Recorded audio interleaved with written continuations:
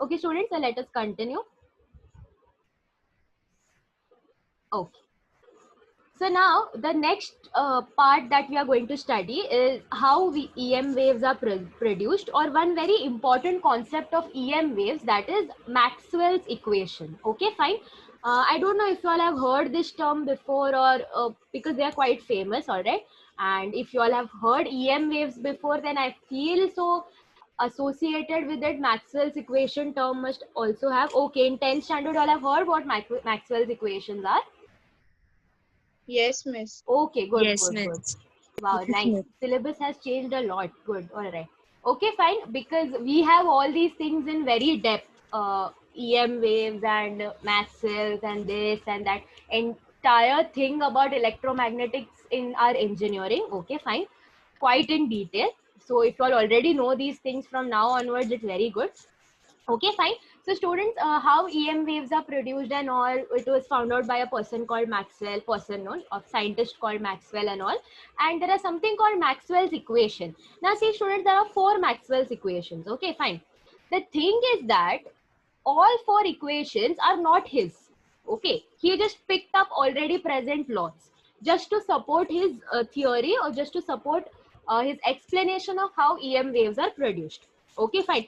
चारों लॉज उसके खुद के नहीं है, चारों लॉज उसने उठाए हैं दूसरे साइंटिस्ट के पास. Only the fourth law that is there. Okay, the fourth law he modified. He actually found a mistake in the fourth law and he modified it.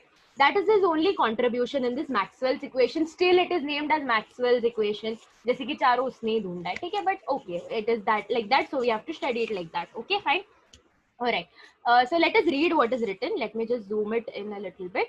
There are 4 basic laws which describes the behavior of electric and magnetic field. Students, see, electromagnetic waves से थोड़ा तो idea आ जाता है कि this is it has something related to electric field as well as magnetic field. Okay, fine, all right. So there are 4 basic laws which describes the behavior of electric and magnetic field, the relation between them, and their generation by charges and current. These laws are as follows. Okay, students, one thing I would like to tell is that here in the explanation part, they have only written theory, but you all have to write the equations as well. I can give you a question, state the 4 Maxwell equation. So when you all have to write the equations, obviously you all have to write the title, what law is it, what is the explanation, and what is the equation. So don't worry, it is given in your textbook, but you all can see it is given over here in this do you know part, in the green colored box that is on page number 230. So what I want you all to do is star mark this box. You know, like put a tick mark or put a star mark or something so that you all read it. You all can see here the equations are written. So I want you all to write these equations as well in the answer. You all cannot just simply write theory. This is entire thing comprises of Maxwell's equations. Okay, fine. All right. I don't know why they have written it separately, but just because it is put under do you know, it doesn't mean that you all are supposed to ignore this part. It is important. Okay, fine. So just put a star mark or something over here. Okay. All right. Now let us see law by law, and if I want you all to note something, I'll let you all know. Okay, fine. Okay. So just a minute, everyone, please keep yourselves mute. Okay, if you all have to ask any doubt, then only unmute. Okay, so let us read the first law, that is Gauss's law for electrostatics. Okay, fine. So have you all heard this before? Actually, see, all these 4 laws are present in your textbook somewhere. Okay. Okay, one chat. Yes, miss. Okay, yes, miss. When you all have heard this, now or in 10th standard?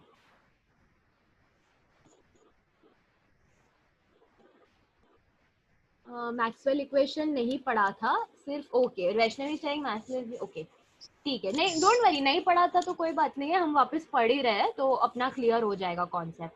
ये पढ़ा है क्या तुम लोग ने? Gauss's law for electrostatics, Gauss's law for magnetism, अभी 11th standard में? Yes, people, please answer. No, miss. Okay, fine.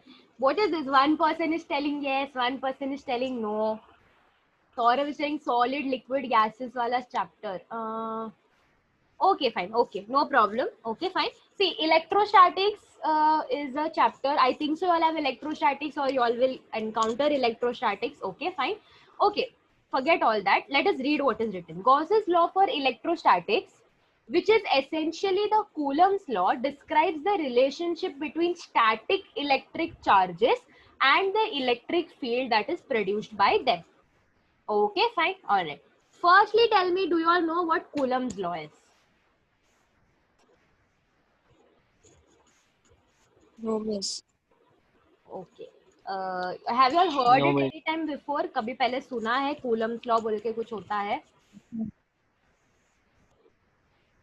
yes, no, if it's no then it's okay, not a problem, I'll explain, but you all have to tell me if you all know this or not. okay, Saurabh is Yes. very adamant that miss ये सब था electric current में. yes, Nikesh, you want to say something? Lenroy is telling miss we haven't been taught about this thing, miss. Okay, fine. Okay, fine. Okay, all right, see now what is Coulomb's law? Okay, fine. So I'll read the statement for you all first. Don't write it down, it's okay. Just listen to the statement.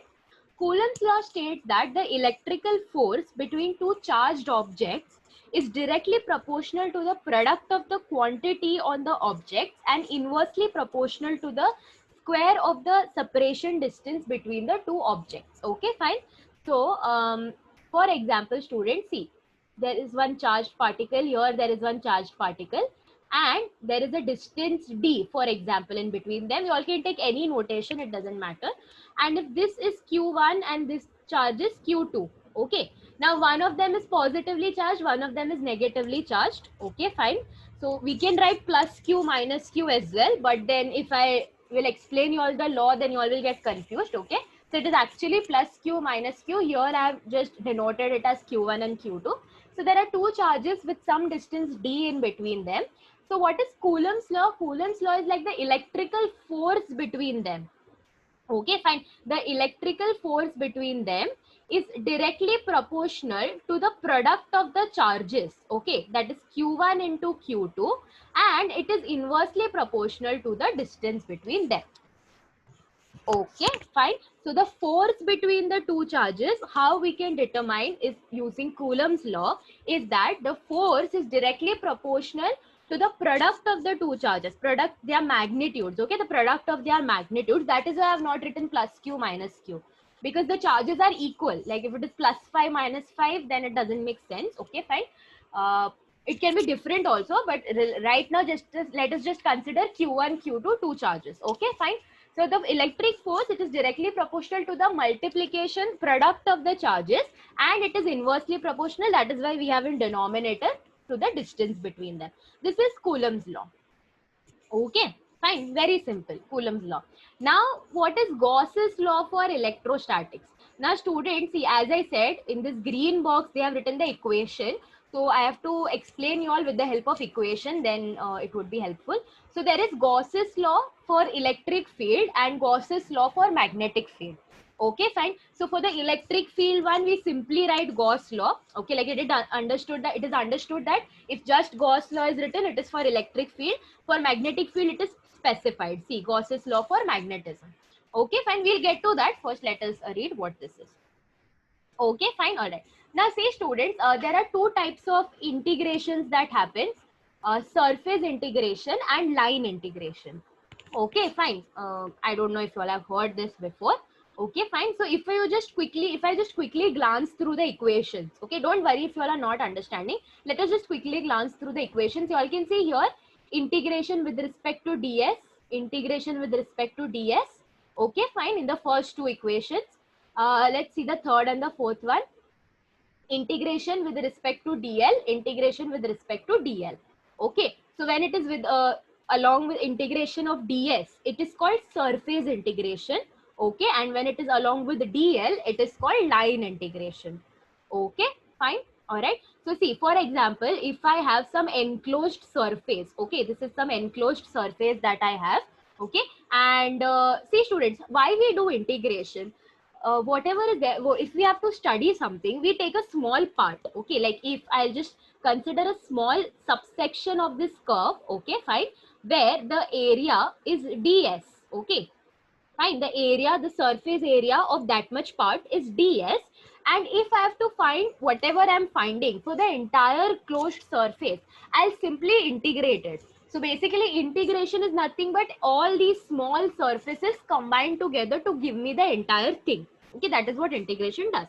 All right, fine. Now what is the difference between surface and line is that, as I said, if in this closed surface, in this enclosed surface, if I consider one cross section area, the one cross section part of that surface, the area, if I consider the surface area then and integrate it, that is called surface integration.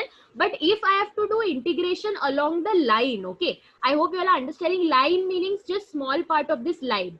See, I know it is you all might get confused between both of them because the appearance appears to be same, but see, the first one is just the line. I'm just considering this portion, whereas in this second one I'm considering the area of that portion, the area occupied. Okay, and in the line part I'm just considering that line of the surface. Okay, fine, I hope you all are understanding this. Okay, fine. So when you all integrate that one, when it is integration with respect to the surface area, so it is called surface integral. When it is integration with respect to line, it is called line integral. Okay, these are the things that is expected that you all know already. Okay, fine. Okay, now let's come to Gauss law for electric field. Okay, fine. So again, students, see, if I have enclosed surface and there is a charge present in this surface, okay, some charge q, or as you all can see here, they have written q in. Okay, you all can see in your textbook they have written capital Q in. See, students, I am explaining with respect to one charge, but there are many charges present inside the closed surface. Okay, whenever we are explaining, obviously I'll take one quantity and explain, right? But there are many quantities present. Okay, so see, Q in is nothing but total electric charge. So if there are other charged particles as well, so all the charges combined together is represented as capital Q in. Okay, fine. So don't get confused that why I have taken small q, why it is written capital Q. It means the same. Here, small q is indicating just one charge. Capital Qn is like if there are other charges, then all of them combined together. Okay, fine. Okay. So, yeah, as I was saying, what Gauss's law is that the surface integral of the electric field, this E bar stands for electric field, students. Okay, fine. And this integration with respect to ds is nothing but surface integral. We just explained. I just explained it. Okay, fine. So see, if I consider one small cross section over here, okay, and the surface of this cross section is ds, okay, and the electric field is E bar. Okay, the electric field of this enclosed surface is E bar. So what is the law? Surface integral of the electric field, okay, fine. It is proportional to the charge and it is inversely proportional to the permittivity. Okay, fine, permittivity in free space. This is the law. See, the law is very simple. If I have to just explain for the explanation purpose, whatever is the equation that I have written in words. Okay, so I'll read it out. What is written over here? See, here E vector is the electric field and epsilon 0 is the permittivity of vacuum. Okay, fine. Now, please tell me, you all know what permittivity is. Or you all know permittivity, permeability. Have you all heard it before? See, No, if that No, electric miss. current chapter is done, then you all should know what permittivity is, because I just have seen their epsilon was written. 1 second. Permeability था. Okay. Okay. ठीक है. Chat पे मत भेजो यार. Giving permission. Okay. Elizabeth is you're not entirely correct, but somewhat I think so. The idea is correct. What you are trying to say. Okay. Now, if you all don't know, then I have to make you all right. Okay, what I'll do is I'll give you all proper definitions for permittivity, permeability, what is epsilon 0, what is mu 0. Okay, firstly, see, there are two things. Okay, one is permittivity, one is permeability. Okay, measure of resistance. Okay, good, good, good. A measure of the electric polarizability of a dielectric. Very good. You all know, right? Then if two people know, then I think so pretty much others also know. Okay, fine. See, one simple thing to remember. Permittivity is related to electric field and permeability is related to magnetic field. Okay, fine. Firstly, clarify this thing in mind. I think I had written it somewhere. Okay, fine. All right. Firstly, these two confusion, they are not, they mean, kind of mean the same, but then where what is used. So permittivity is used whenever we are dealing with electric field, and as you all can see, the first law is dealing with electric field, right? That is why we have permittivity has come into picture. Whenever not is put, like zero is put, it means that, see, if I simply write epsilon, so it is permittivity for any medium. Okay, any medium, that is whatever medium, if I give you water, air, or something, okay, fine. Water, glass, or something. All right. So simply epsilon is permittivity of any medium. Epsilon naught is permittivity of free space. Okay, or permittivity of vacuum, which is fixed always. It has a fixed value. Okay. So understand this first. And as I said, permeability is related to the magnetic field. Okay, fine. All right. So I wanted to make you all write certain things regarding this, but then okay, fine. Students, what I'll do is I'll give all that properly. So you all can see over here in this chapter, we are anyways going to encounter what mu naught is, what epsilon naught is. So in the next lecture, I'll give you all proper definitions and all, and you all write it down. So see to it that you all understand what it is. But as if for now, let us concentrate on what Gauss's law is. Okay. Some of you all have answered also correctly. So I think so this has been explained to you all. You all can just go and have a look in that electric current chapter maybe. Okay, fine. Okay. So here E vector is the electric field and epsilon 0 is the permittivity of vacuum. The integral is over a closed surface S. The law states that the electric flux through any closed surface S is equal to the total charge Q in enclosed by the surface divided by epsilon naught. Gauss's law describes the relation between electric charge and electric field it produces. Okay, fine. All right. So it gives us a relation between this electric charge and the electric field that is produced by the charges. Okay, fine. Yes or no? Now the thing is, okay, now I want you all to note down something, that is, what is electric flux density? Okay, fine. Or simply, what is electric flux? Okay. See, students, I'll tell you all something. Let me first explain to you all what is magnetic flux. See, normally students, all these electric field and magnetic field concepts, they kind of go hand in hand. Okay. Like if you all understand one, the other one is quite similar to it.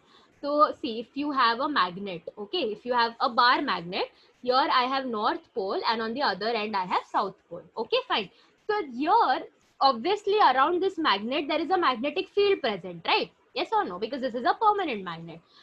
So how to determine that magnetic field? See, magnetic field is given by the quantity, or I can say the denotation capital B, and it is nothing but phi. Okay, this symbol is called phi. Okay, fine. PHI. All right. So phi upon A. This is the formula. So see, students, there are something called magnetic lines of forces. Okay, magnetic lines of forces. So if I draw these line from North Pole to South Pole, okay, fine. Okay. Let me just draw the diagram first. So these are nothing but magnetic lines of force and these are enclosed. Okay. So I'm talking about now magnetic flux. Alright, students, I have not yet explained electric flux because I feel magnetic flux is little easy to understand. So you all will understand what the other one is as well. So you all can see here there are magnetic lines of force going from north to south, and these are enclosed, meaning that these lines are present inside as well. Okay. So inside it is going from south to north. Outside the magnet, the lines of force are from north to south, and inside it is from south to north. Okay, fine. Magnetic lines of force tell me how strong the magnetic field is. More the magnetic lines of force, more strong is the magnetic field, because you all can see the formula over here. Magnetic field is nothing but phi upon A. A stands for area. So it is magnetic lines of force per area gives me the magnetic field. So if in simple words I have to tell, more the magnetic lines of force, more is the magnetic field. Okay, fine. And the number of lines of force is called flux. Okay, this phi quantity is there. See, students, I can write it as phi m. So if I write it phi m, it is magnetic flux. If I write as phi e, then it is electric flux. Okay, what is magnetic flux? Magnetic flux is the number of magnetic lines of force. Okay, fine. For that, you all should know what magnetic lines of forces are. Okay, fine. All right. Now let's get back to what electric flux is. Okay, fine. All right. So for this, I want you all to write down one statement. Write down somewhere in your textbook only nearby, so that whenever you all read it, you all understand what electric flux is. Okay, so I'm dictating it. Please note it down. Uh, put the title as electric flux density. Okay, electric flux density, and then put a colon. Okay, write electric flux density and then put a colon. And then write down a measure of intensity of an electric field.